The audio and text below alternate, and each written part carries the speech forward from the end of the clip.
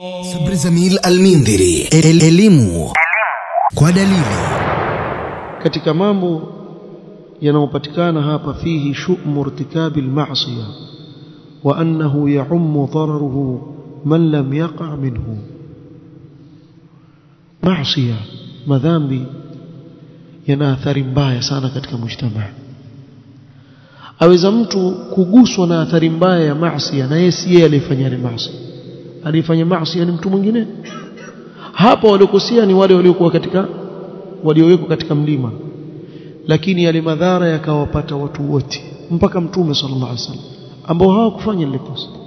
Ni Allah akasema wattaqu fitnatan la tusibanna alladhina zalamu minkum khassa. Adhabu ikija maana haiwagusi waliodhulumu peke yake. Na hapa ndio kuna hatari ya watu kuwanyamazia watu wa batil.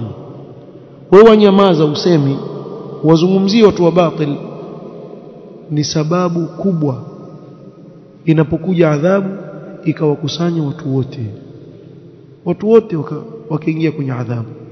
Sababu nini? Sababu ya watu kuwawacha wale waliokosea.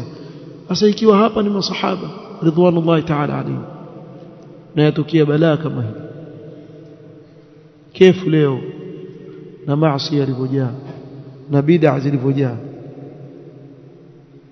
Kwa bid'a zimekuwa nyingi, maasi yamekuwa mengi, na watu bado watarajia nusra ya Allah subhanahu wa ta'ala mpaka tubadilike.